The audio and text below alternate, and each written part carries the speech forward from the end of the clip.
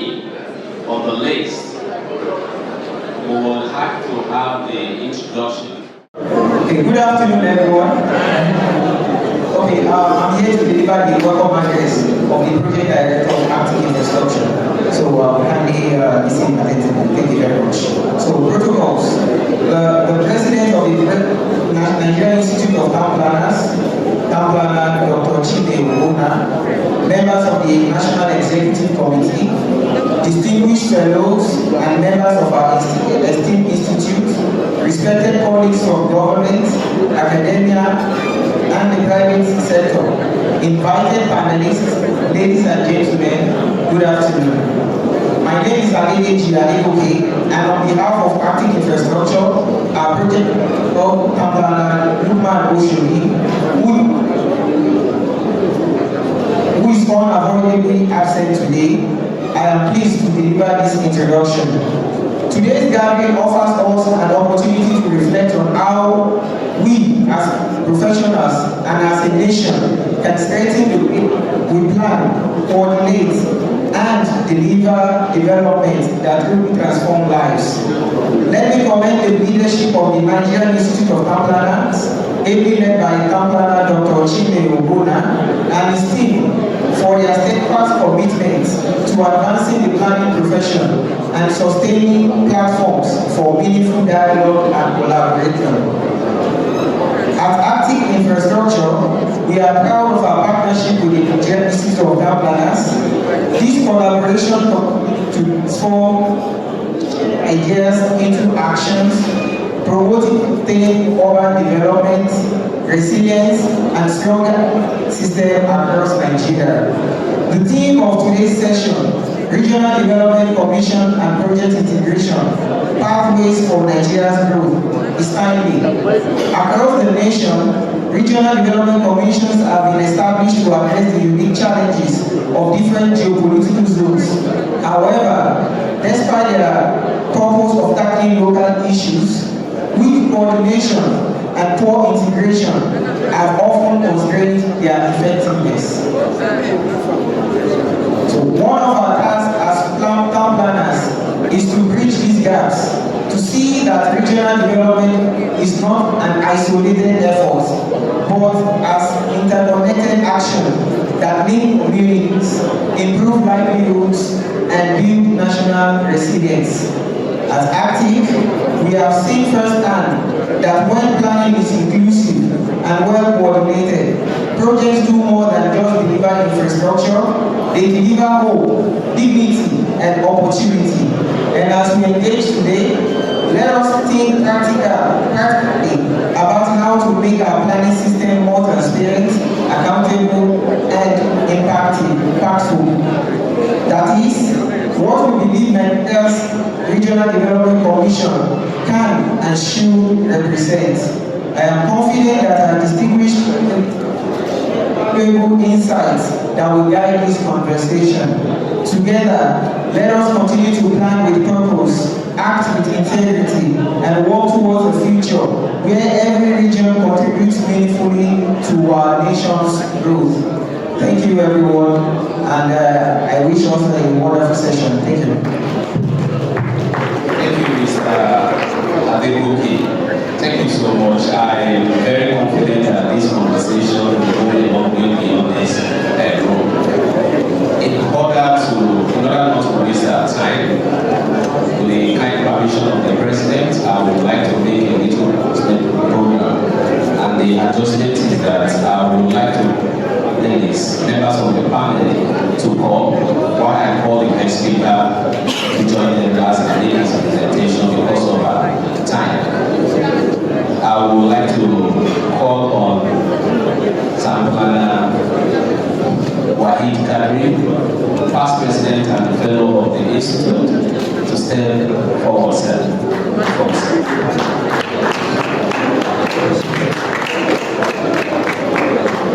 Okay. Along with him, we'll also have Agnes Mazurek.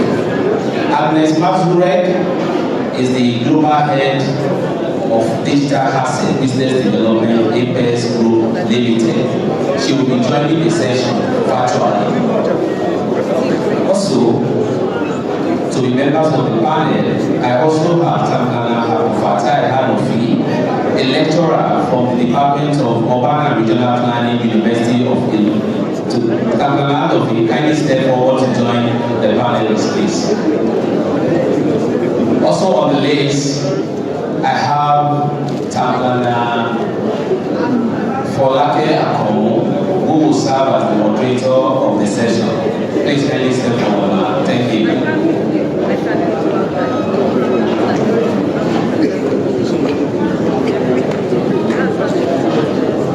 I also have on the panel is Mr. Abdurrahman. Mr. Abdurrahman, please, wherever you are, please kindly step forward to be on the high table, please. Thank you. We also have another person to be part of the moderator, Paula Sevilla. She will be moderating virtually while Mrs. Folake Akomo moderates physically here. Paula Sevilla is the Director of Housing for Justice Researcher, International Institute for Environment and Development. And last before the list is the guest speaker, Dr. Siri Isi Senyi. Dr. Siri Isi is the current Managing Director and Chief Executive Officer of North Central Development Commission. Though he is heavily represented by Professor Mahmoud Bashar. Professor Mahmoud Bashar, please kindly step forward, sir. Dr. Siri Isi is an expert in the estate and valuation. He's a fellow of the NITP. He's a person that has many caps on his head. Dr. Siri Isi is a conscientious accountant possessing the motivations, experience, and ability to integrate programs and policies, audit record and translate financial data into actionable information to improve financial decision making and operational experience. Part of the core competence of Dr. Series include policy formation, implementation, financial analysis and reporting, data analysis. Among other includes strategic alliance, audit and taxation, cost management and operation management. However, I have Professor Mahmoud Bashari here, Professor Mohammed Bashari Noru, representing the MD. Professor Mahmoud Bashari is distinguished scholar. He has broken 2 records in the country. He is the first professor in the North to attain professorial cadre in his field. He is also an international person. He holds a fellowship in the Nigerian Institute of Management. Distinguished colleagues and participants, please kindly do a round of applause to welcome Professor Mahmoud Bashari.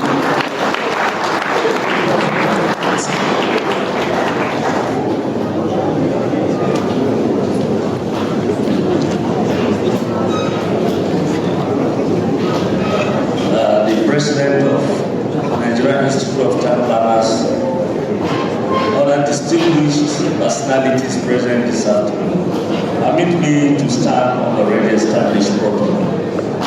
I'm going to talk about regional commission development and project integration pathways for Nigeria's growth.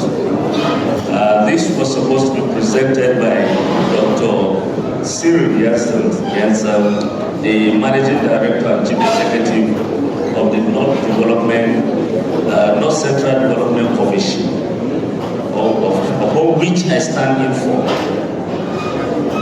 Well, it's a new innovation that is encapsulated in the new hub agenda of the Mr. President. We have the 6 regional development commissions. And of course, these regional development commissions are strategic instruments for balanced socio-economic transformation of the entire country. as well as to serve as an intermediaries between federal priorities and the local development needs. I don't know if the PowerPoint will be projected so that people can follow.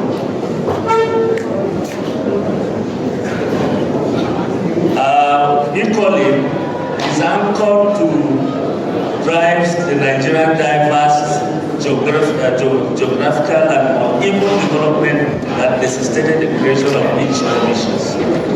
Of course, the first commission, as we know, was the Niger Delta Development Commission, which has been in existence for some period of years now. We also have the Northeast, which closely followed the Niger Delta Development Commission in terms of existence.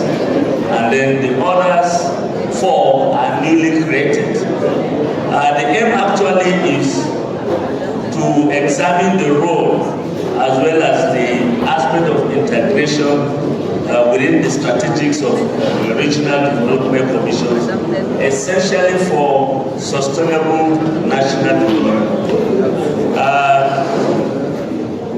Like I said, all these have an evolution right from the Niger Delta Development Board, which was first established in 1960, and then we have the UNPACT in 1992. We equally had the HYPADEC bill that was passed in 2010 and came into existence thereafter. This reflects the ongoing efforts to address spatial inequality and conflict-linked undevelopment. To understand this context properly, we need to understand the statutory bodies which is established to serve as catalysts in terms of development in specific geopolitical and or ecological zones. This is to bring a kind of balance to fill the gaps that exist between the other tiers of government in terms of infrastructural development, with a core purpose to accelerate infrastructural and human capital development, to also promote peace, inclusivity, and integration in terms of this project conceptualization as well as implementation aspect. To equally reduce regional poverty and marginalization, because there were very outcries from different regions that there are uneven development spread. This will operate through a multi-sectoral approach in terms of health, education, infrastructure, environment, and livelihoods. Each of the commissions have their mandates, which are provided in the Establishment Acts. Of course, all of them are there. The instrument is anchored on the mandates and power of these commissions in area of this infrastructural deficit that needed to be filled, as well as funding mechanisms which are statutory in the nation, 3% of the oil revenues as it has, and then federal budgetary support. Accountability provisions are there also in terms of audit, performance, evaluation, oversight by the National Assembly. Of course, there are challenges as well that are already, noticeable, owing to the fact that some of these commissions have been existing, which are the weak enforcement component that this act exhibits, then the overlapping functions and the political interference. Particularly the political interference are something that everybody wants to see how you can draw a particular influence or project to a particular location where he or she represents. This tends to negate the whole principle of integration. And there are strategic focus which these regional commissions are established to fill. When it comes to road, we all know that there are a lot of deficits in the spread of the roads, their state, electricity, water, and then as well as when we talk about human capital development, we are trying to see how the areas of education, youth, empowerment, skills training can also be enhanced to fill the existing deficits. Environmental management in terms of remediation of oil polluted and degraded lands. Peace building and social integration is one key focus of the strategic issues. For instance, the Northeast Development Commission was primarily established to address the post-conflict stability and then create how people can be receptive, to really be integrated into their original settlements. And of course, sustainable livelihood in terms of agricultural value chain creation, value chain addition, and other related areas, the microfinances and the local content. In terms of the project integration and coordination, it is expected that the inter-commission collaborations should exist. For instance, the NDDC and the Northeast Development Commission should share experiences, and then the new ones created too can leverage on those experiences and then avoid some of the pitfalls in terms of keep the ground running. The partnership with state and aligning with the national development plans which exist.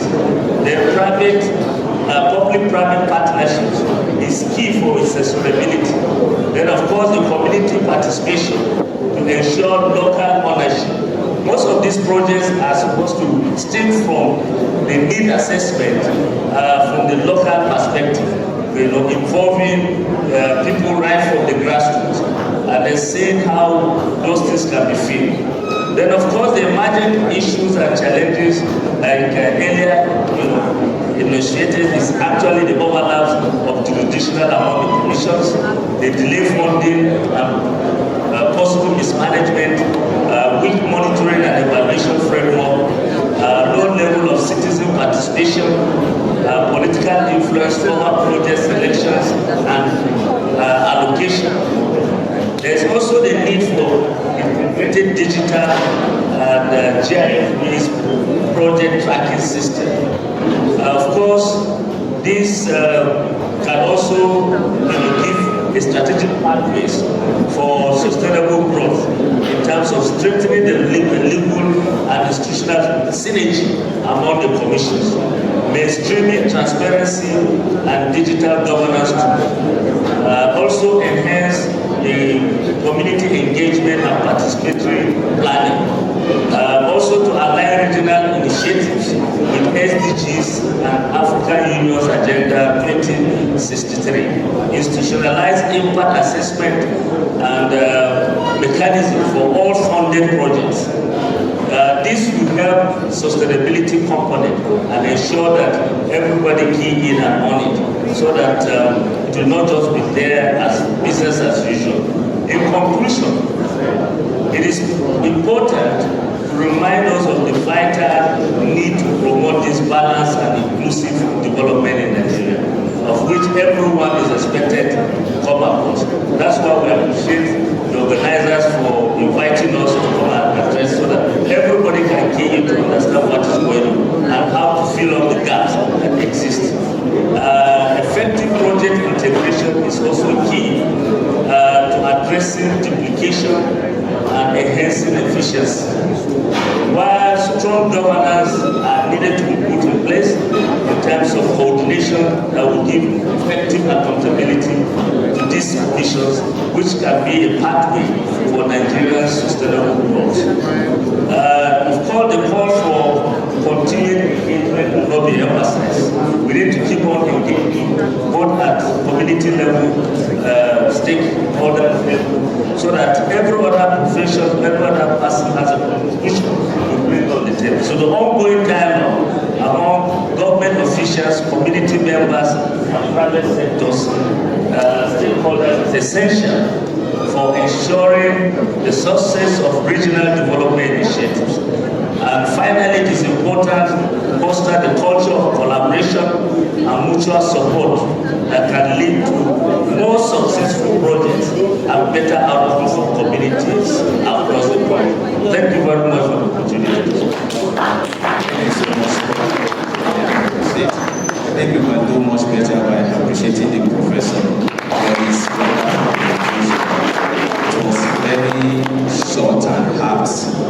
The professor made us to understand one of my key takeaways from his presentation is that the Regional Development Commission in Nigeria are basically established to address post-conflict issues, which may be a bit contrast with our initial position as urban planners or town planners. That's one of the key takeaways. And the professor was able to make some recommendations based on the emerging issues affecting the commission and the country as a whole.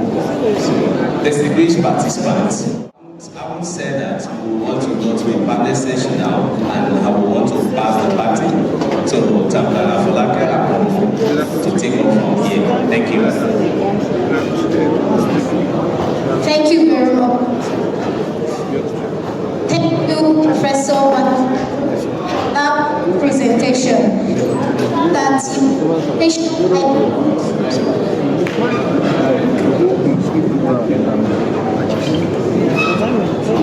Thank you very much, Professor. Your presentation highlighted the strategic focus of regional commissions in infrastructure development, human capital development, environmental management, peace building and social integration, as well as sustainable livelihood.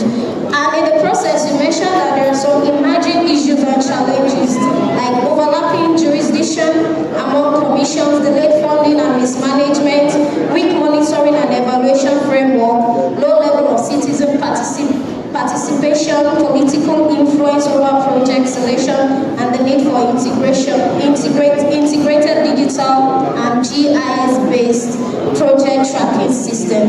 So part of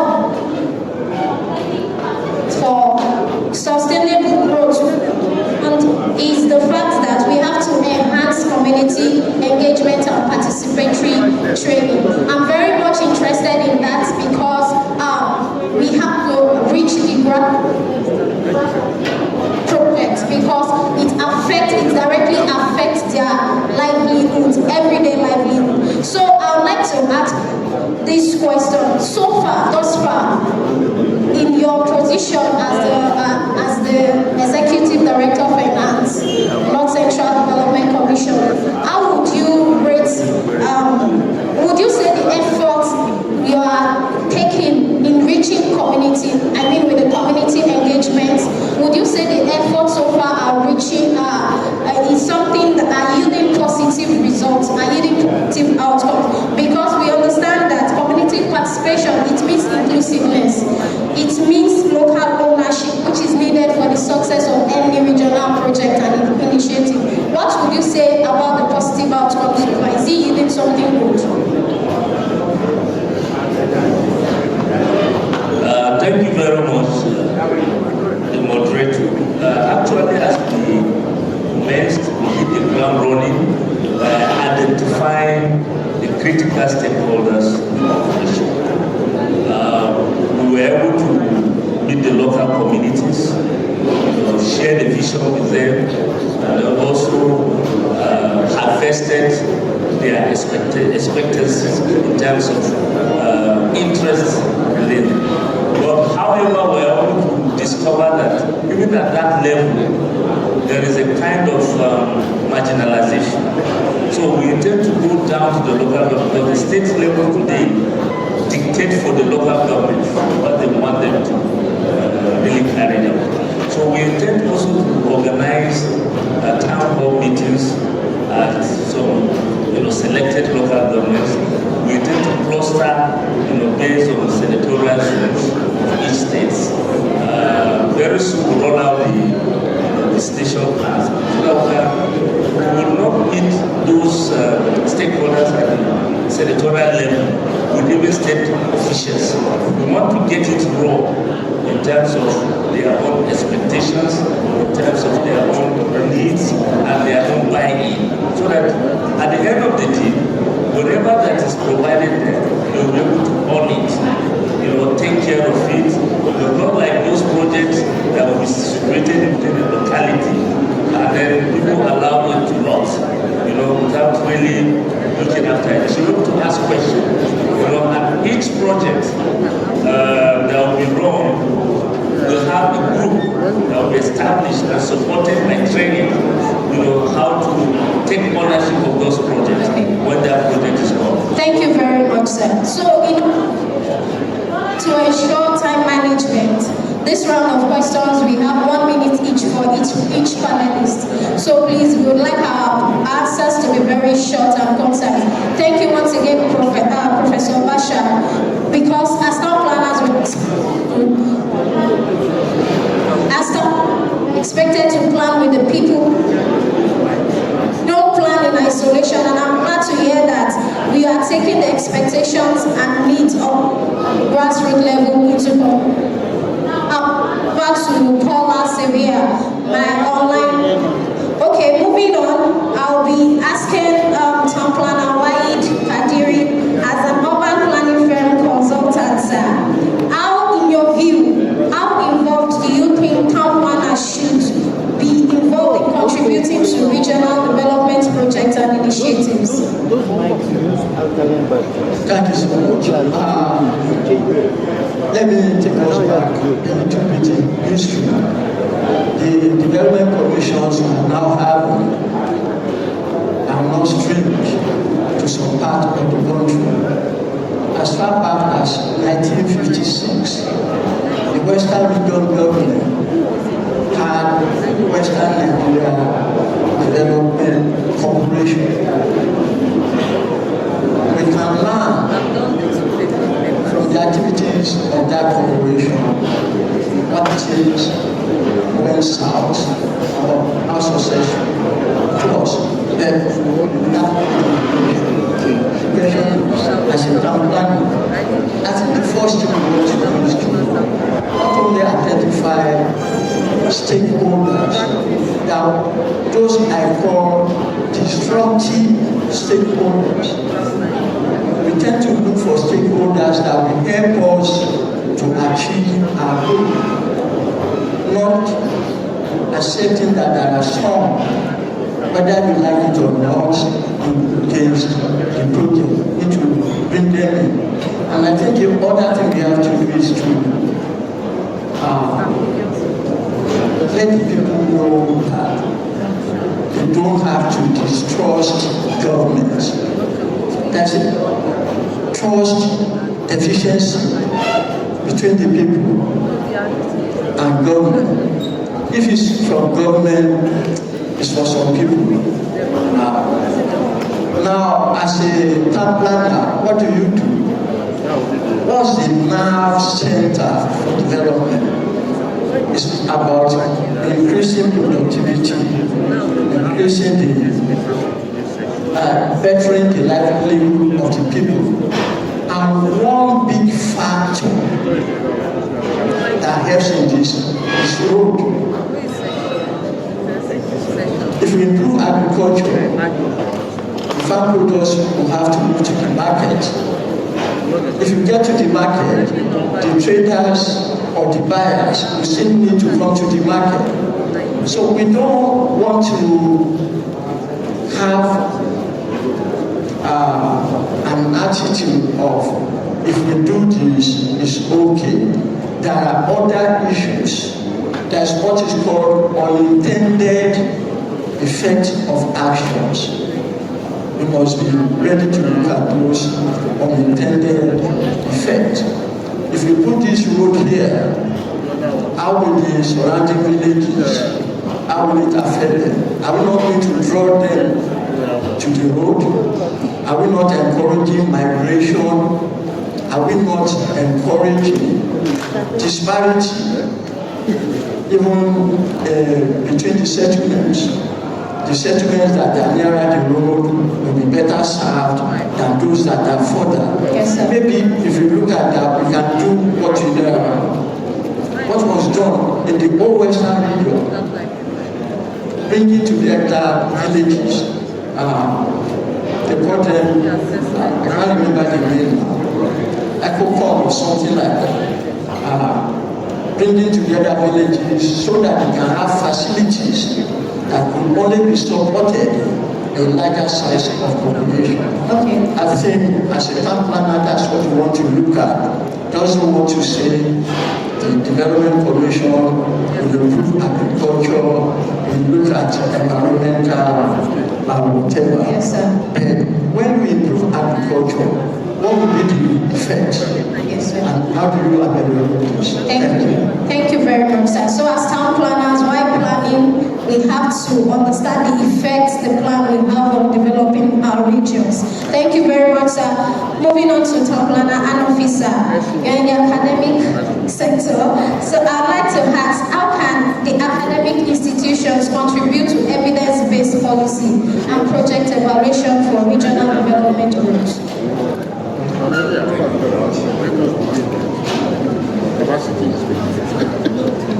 Thank you very much for this subject of discourse. And essentially, everybody knows that the tertiary institution, academia specifically, here to us carrying out research that aims to fill remedial aspects with regards to regional development or regional development, generally speaking. So the contributions from the academia are always evidence-based. Was essentially aside teaching area of research, and we do community science. And you will agree that it is one of the reasons we advocate town-down collaboration. And the essence of this is that for whatever the group has constituted town, as well as the community or the grassroots, are able to identify the area of needs. So it is expected of those of us in the academia, through the researches that we carry out, to be able to provide undisputed evidences to support our suggestions or advice in regards to what we do. For instance, when we identify problems, we also dimensions of problems. We go beyond just identifying the causative factors, whatever problem that it is, to also look at how wide in terms of the extent, the duration, and even the severity of the problem, and how much it affects the people who are the direct beneficiaries. So, generally speaking, we do carry out research in collaboration with people in government, and independently at times too, we do go about in being able to identify the areas of needs of people. But when we interact with them, we don't do this, it's not a big. So, that is one major area that we provide our suggestions, provide which are actually being. So, what is because we say that our own suggestions on intervention in helping to bridge the gap to transfer regional imbalances are usually data-driven, factual, and that is why we say they are evidence-based policies. And we do this policy briefs. We do this to making decision papers and whatever. Thank you very much. Thank you very much for that beautiful insight, sir. We have an online presence in person of Agnes Mazurek. Agnes, okay, moving on, I think she left the meeting. Moving on to the climate change specialist, Mr. Abdul Rahman Ahmed. I'd like to ask you, how, in your own view, how can regional development commissions incorporate climate resilience into infrastructure and agricultural projects? We understand now that the climate is changing, and then we need to build a resilient environment for people so that we can thrive. How do you think the regional commission should incorporate climate resilience? Okay, thank you very much, the moderator. There are many ways in which the regional development commissions could integrate sustainable development and climate resilient infrastructures into its project development. First of all, before we go there, let's talk about the SDG, for instance.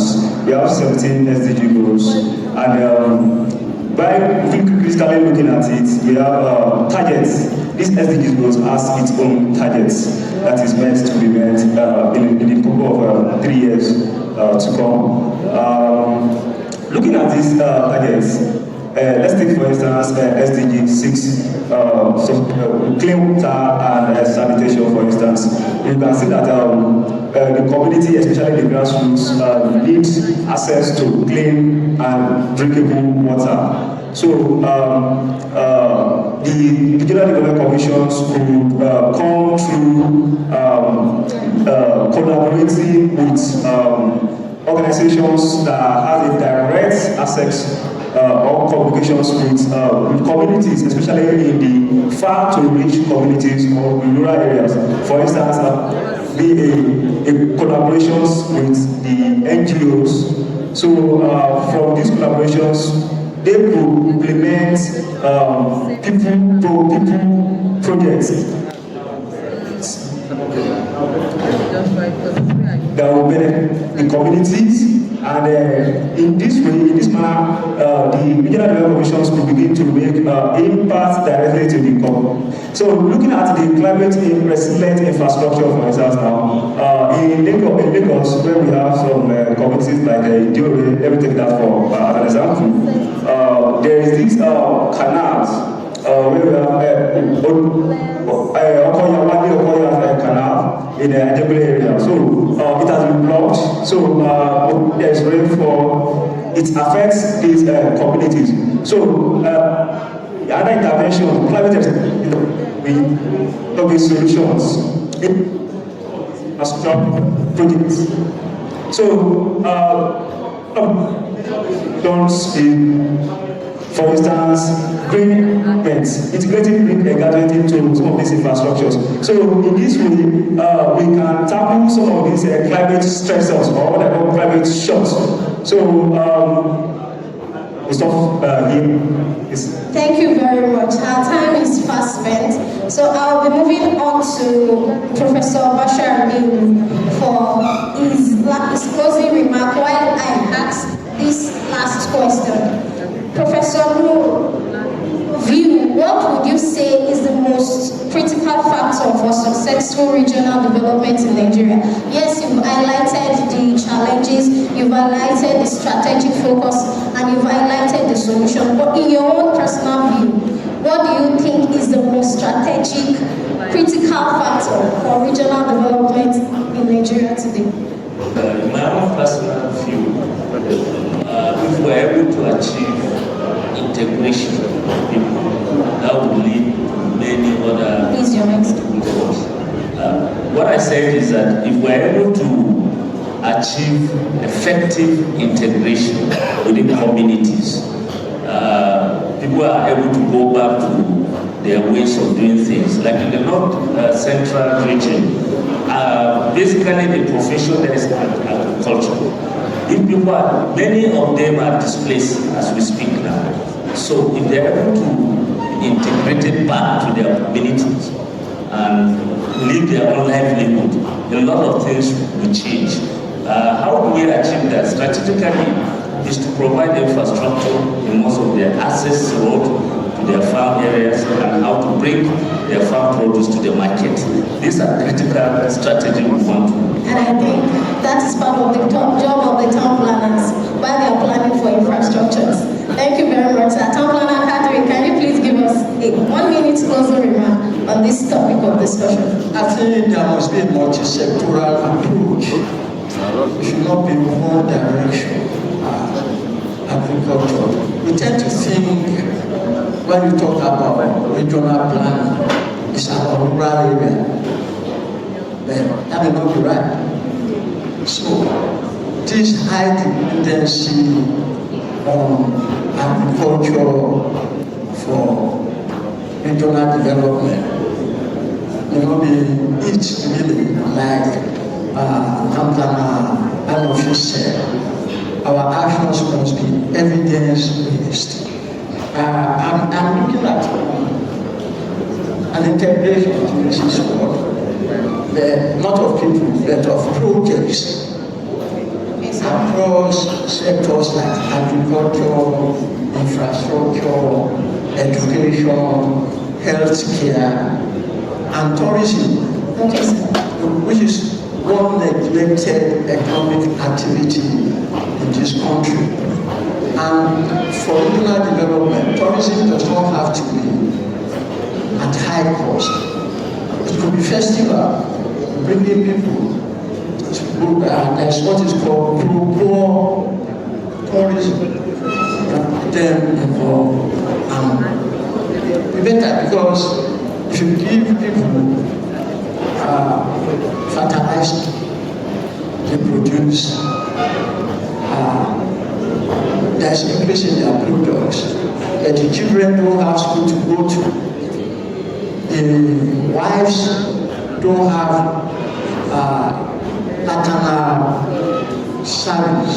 Okay, so at the end of the day, the products won't even get to the market. So we'll be back to square one. Okay, sir. So my position is a multi-sectoral. Okay, multi-sectoral approach it is. Thank you very much. Because of our time, we will have to be ending this section. But one thing is clear: we want to understand that Regional Development Commission are not just administrative roles, they are catalysts for inclusive growth, innovation, and resilience. So while we leave from here today, I want us to have a renewed commitment to building a more connected, equitable, and prosperous Nigeria. Thank you very much for having this section with us. Thank you very much. Over to the facilitator. Thank you very much. I think we can do much better than this for the audience. Yes, I think we want to round up our applause for the wonderful contribution and conversation by our partners. However, in addition, the discussion, I think, more tailored to the planning administration and the law, and that is an overlapping interest between the state actors that are involved. That's my personal contribution, sir. So next on the agenda is Mr. Sulaiman Ahmed to give us a lesson and a closing remarks in just a minute on this conversation. Please kindly move forward. We are eating into time, please.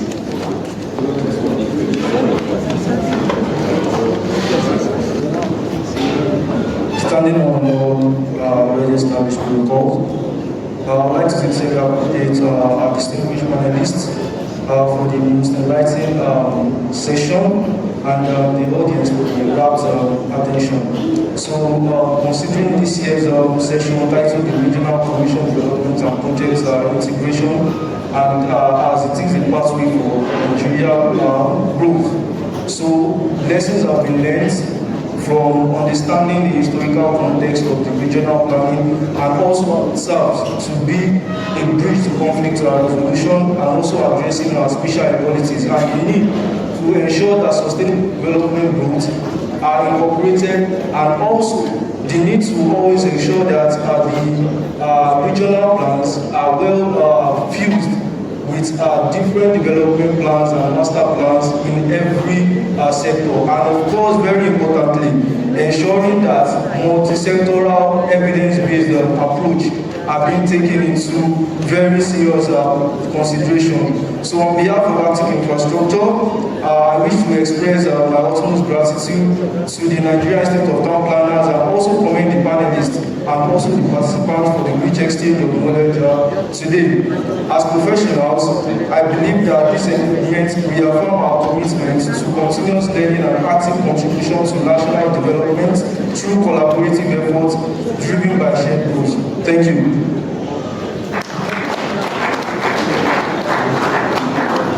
Thank you so much for that remark. I would like to call on Yarin Kabir, past president and fellow of the institute, to make a presentation of certificate to the panelists.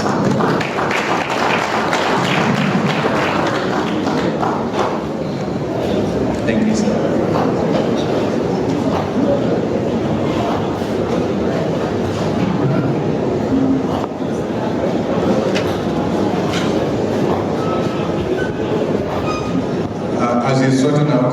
As they sorted out the certificates, it is usually our tradition to appreciate all those people who have come to make it lively and to contribute.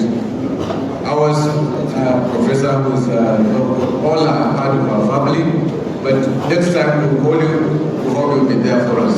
We thank you very much for this illuminating paper. Actually, I really enjoyed it.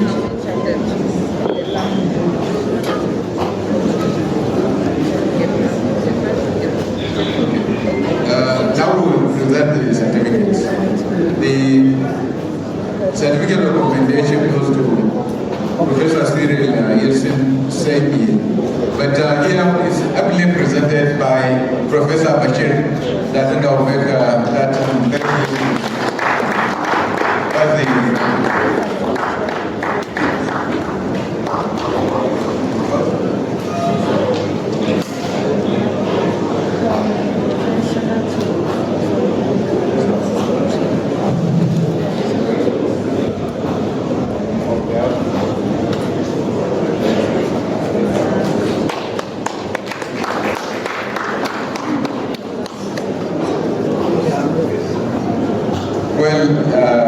You say when you are doing good, you must do more good. He has been a past president. He's always active. He's always agile. So this certificate goes to Kamlan, our head country, past president of AINITP.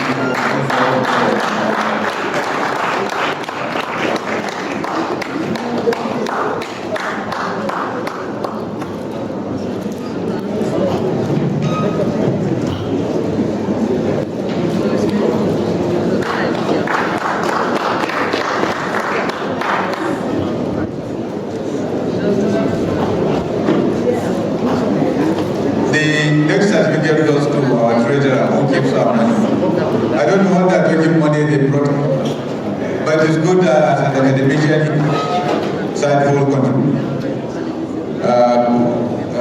Councillor Abdel Fattah and Rafi, this is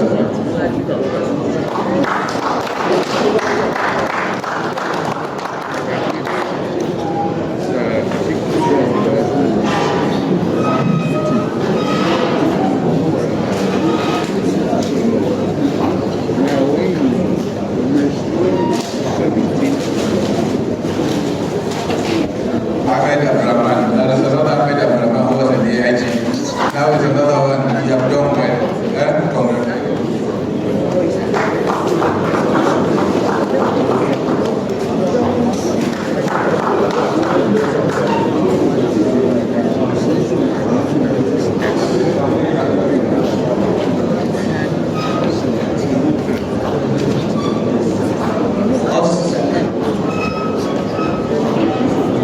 So while they're taking the group photograph, the national executive NITP should also press up to take the next session of the photograph. Please.